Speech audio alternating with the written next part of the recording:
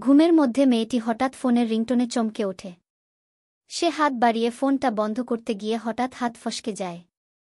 ফোনটা মেঝেতে পড়ে যায়, আর ফোনের স্ক্রিনটি তখন ফেটে যায়।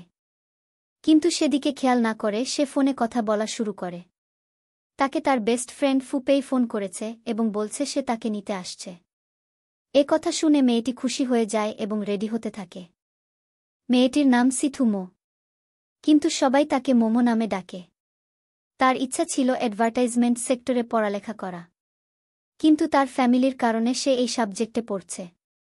আর এই হল তার বেস্ট ফ্রেন্ড ফুপেই।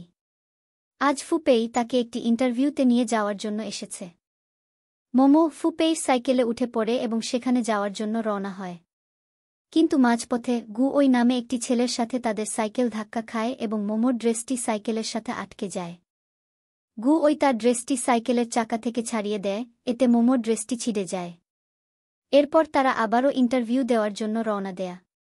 কোম্পানিতে পৌঁছে মোমো আর ফুপেই ওয়েট করতে থাকে। তখন ফুপেইর কিছু বন্ধুরা তাকে ফোন দিয়ে গেম খেলতে ডাকে। ফুপেই প্রথমে তাদেরকে মানা করে দিচ্ছিল, কারণ সে মোমোর সাথে থাকতে চায়।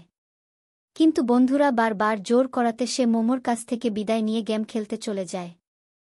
এদিকে গুওই স্কুলে এসেছে পরীক্ষা দিতে। আজ তার ইম্পর্ট্যান্ট পরীক্ষা। এই পরীক্ষা সে যদি ভালো করতে পারে তাহলে সে তার অনেক পছন্দের একজন প্রফেসর এর ক্লাসে সিলেক্ট হতে পারবে। তাই সে মনোযোগ দিয়ে পরীক্ষার জন্য প্রিপারেশন নিচ্ছে। আর যখন সে নিজের ব্যাগ থেকে জিনিসপত্র বের করতে যায়, তখন সে দেখে একটি স্যানিটাইজার প্যাডের প্যাকেট বের হয়েছে। যা দেখে সে অবাক হয়। তখন তার মনে পড়ে যে রাস্তায় যখন সে মুমুকে হেল্প করতে গিয়েছিল, তখন ভুলে তাদের দুজনের ব্যাগ এক্সচেঞ্জ হয়ে গেছে।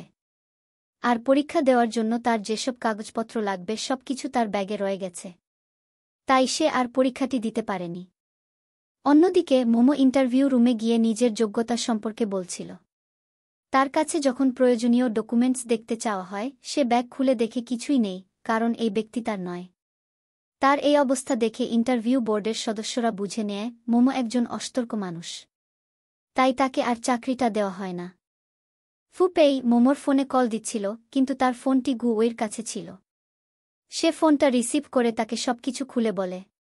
তাই ফুপেই মোমো ও গুওইকে নিয়ে একটি জায়গায় বসে এবং তাদেরকে পরিচয় করিয়ে দেয়। ফুপেই জানায় গুওই একজন অনেক ব্রিলিয়েন্ট স্টুডেন্ট এবং তার রুমমেট। এরপর তারা দুজন যার যার ব্যাগ বুঝে নেয়।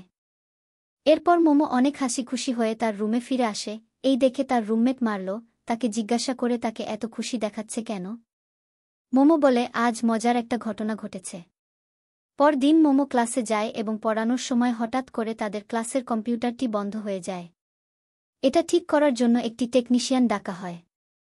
কিন্তু টেকনিশিয়ান আসার আগে গুওই সেখানে গিয়ে কাজ শুরু করে এবং সে নিজেই কম্পিউটারটি ঠিক করে ফেলে। এটি দেখে সব মেয়েরা তার উপর ইমপ্রেস হয়ে যায়। কাজ শেষ করে সে মোমোর দিকে আসতে থাকে এবং এ দেখে মোমো খুব অবাক হয়। কিন্তু গুওই এসে মোমোর কাছে তার টেবিলে রাখা চাবিগুলো চায় আর চাবি নিয়ে সে ল্যাবে ঢোকে যায়। তখন দেখা যায় প্রফেসর সিউম তার উপর খুব রাগ করতে থাকে, কারণ সে ওই পরীক্ষাটি দিতে পারেনি। প্রফেসর তাকে বলে আরেক প্রফেসরের কাছে সুপারিশ করতে, যাতে করে গুওই জয়েন করতে পারে। কিন্তু গুওই এতে রাজি হয় না। তাই প্রফেসর রাগ করে ল্যাব থেকে চলে যায়। এদিকে মোমো আবারও একটি ইন্টারভিউ এর কল পায় এবং এটি সম্পর্কে সে ফুপেইকে জানায়। ফুপেই বলে, এবার যত যাই হোক আমি তোমার সাথে এই ইন্টারভিউর সময় উপস্থিত থাকব। এরপর দেখা যায় মোমো স্কুলের টেকনিক্যাল শপে যায় তার ফোনের ভাঙ্গা স্ক্রিন ঠিক করতে। শপে ঢুকে সে দেখে গুওইও সেখানে এসেছে তার ফোনের কিছু কাজ করানোর জন্য। দোকানে থাকা মেয়েটি তাদেরকে বলে সে এখন অন্য একটি কাজে ব্যস্ত, তাই তাদের ফোনগুলো ঠিক করে দিতে তার কিছু সময় লাগবে। গুওই তখন মেয়েটিকে বলে যন্ত্রপাতিগুলো দাও, আমি নিজেই নিজের ফোন ঠিক করে নিব। মেয়েটি যন্ত্রপাতিগুলো দেওয়ার কিছুক্ষণের মধ্যে গুওই নিজের ফোনটা ঠিক করে ফেলে এবং মোমোর কাছ থেকে জোর করে তার ফোনটি নিয়ে সেটিও ঠিক করে দেয়া। গুওই এর এত ট্যালেন্ট দেখে দোকানে থাকা মেয়েটি তার নাম্বার চেয়ে বসে, কিন্তু সে নাম্বারটা না দিয়ে সেখান থেকে চলে যায়। এরপর দেখা যায় মোমো ক্লাস শেষ করে ফুপেইর জন্য অপেক্ষা করছে, কারণ আজ তার ইন্টারভিউ দিতে যাওয়ার কথা। তাই সে ক্লাস শেষে ফুপেইর জন্য অপেক্ষা করছিল, কিন্তু ফুপেইর কোনো খোঁজ নেই। অনেকবার তাকে ফোন করছিল কিন্তু ফোনটা ধরছে না। আর এদিকে তার ইন্টারভিউতে যেতে লেট হয়ে যাবে এই ভেবে একা একাই যাওয়ার জন্য রওনা দেয়। কিন্তু সে যেখানে যাচ্ছিল সেখানে রাস্তাটি ছিল খুবই নিরিবিলি। সেখানে অনেক বেশি চুরি এবং ছিনতাই এর ঘটনা ঘটে এবং একদল চোর এসে মোমোর কাছ থেকে তার ব্যাগটি নিয়ে পালিয়ে যায়। মোমো তাদের সাথে পেরে উঠতে পারে না।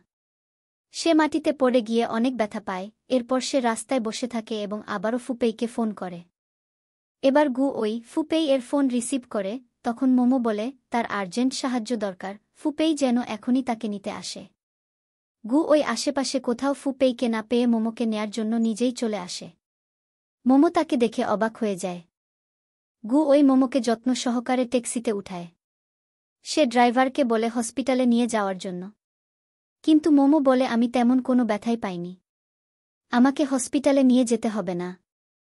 গু ওই তখন তাকে এই ব্যথা থেকে বড় কোনো বিপদ হবার ভয় দেখিয়ে তাকে হাসপাতালে নিয়ে যায়। হাসপাতালে গু ওই মোমোকে হুইল চেয়ারে করে ডাক্তারের কাছে নিয়ে যায়। তার এত কেয়ার দেখে ডাক্তার মোমোকে বলে, তোমার বয়ফ্রেন্ড তোমাকে অনেক ভালোবাসে। এটা শুনে তারা দুজনেই বেশ লজ্জা পেয়ে যায়। এরপর দেখা যায় ফুপেই হাসপাতালে পৌঁছে এবং গু ওইকে ধন্যবাদ জানায় মোমোকে হেল্প করার জন্য। তারপর সে মোমোকে জিজ্ঞেস করে এখন আমাদের কোথায় যেতে হবে। মোমো একটু বিরক্ত হয়ে বলে গু ওই এর কাছে প্রেসক্রিপশন আছে, ওষুধগুলো আনতে হবে।